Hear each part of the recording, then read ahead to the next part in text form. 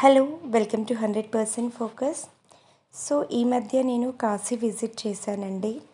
అందరికీ తెలుసు కాశీ టెంపుల్ ఒక జ్యోతిర్లింగము అని.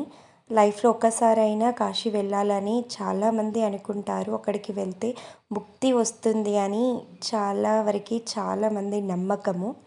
సో అలా వెళ్ళడానికి చాలామంది ప్రయత్నిస్తూ ఉంటారు, వెళ్తారు. కొందరికి కుదురుతుంది, కుదరదు.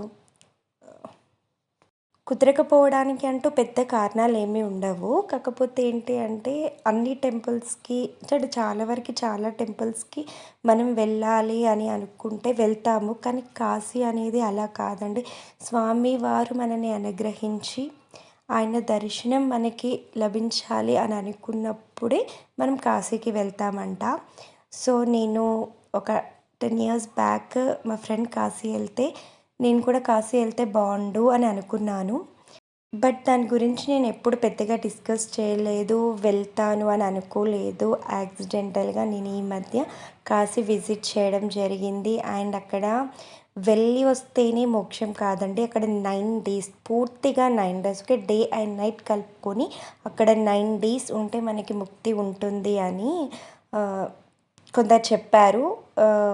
సో నేను అక్కడ 9 డేస్, డే అండ్ నైట్ మొత్తం కలిపి ఆల్మోస్ట్ 10 డేస్ ఉన్నాము. ఓకే, సో సూపర్ అండి.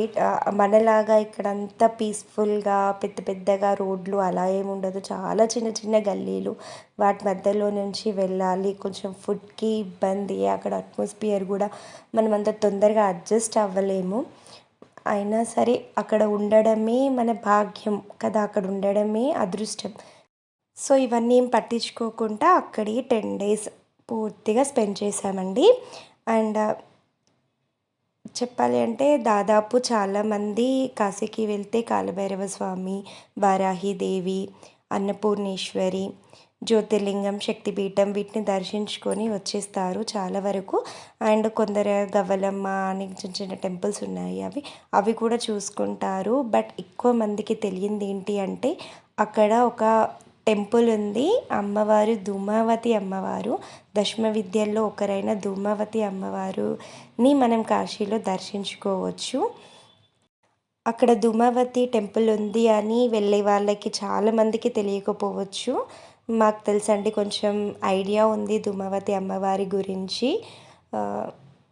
సో అమ్మవారు అక్కడ ఉందని తెలియగానే అమ్మవారిని చూసి అమ్మవారి బ్లెస్సింగ్స్ తీసుకోవాలని ఒక డేని ఆ టెంపుల్ కోసం అని పెట్టుకున్నాము. 9 డేస్లో ఒకరోజు మేము ఆ టెంపుల్కి వెళ్ళడం జరిగింది.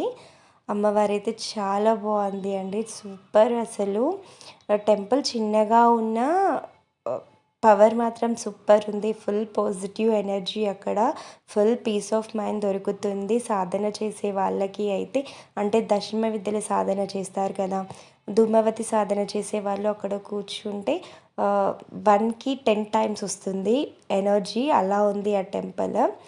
అంతే కదండి, దశమ విద్యల్లో అమ్మవారిని దర్శించుకోవడం, ఆ టెంపుల్ అంతా ఎంత ఎనర్జీతో నిండి ఉంటుంది. అక్కడ వెళ్తేనే, నార్మల్గా వింటేనే మనకు ఆ ఫీల్ వస్తుంది, ఇంకా అక్కడ చూస్తే ఇంకెంత ఉండాలి. సో అసలు నిజంగా చాలా బాగుంది టెంపుల్. ధూమావతి అమ్మ అంటేనే మన అనారోగ్యాన్ని తొలగించే అమ్మవారు, మన దారిద్ర్యాన్ని తొలగించే అమ్మవారు. సో అక్కడికి వెళ్ళి, అనారోగ్యంతో ఉన్న వాళ్ళైతే అక్కడికి వెళ్ళి, అమ్మ నాకు ఈ సమస్య ఉంది, దీన్ని తీసేయమ్మ అని అడిగితే చాలు, అమ్మ వెంటనే ఆ పని చేసేస్తుంది. సో హెల్త్ ఈజ్ వెల్త్ కదండి. హెల్త్ని ఇస్తుంది, వెల్త్ని కూడా ఇస్తుంది. మన దారిద్ర్యాన్ని మొత్తం తీసివేస్తుంది అమ్మవారు.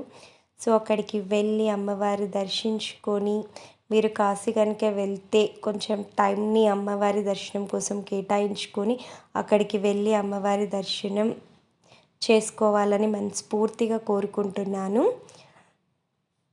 ఈ వీడియో చాలా వరకు యూస్ఫుల్ అవుతుందని అనుకుంటున్నాను. ప్లీజ్ ఈ వీడియోని షేర్ చేయండి, లైక్ చేయండి. And don't forget to subscribe my channel. Thank you.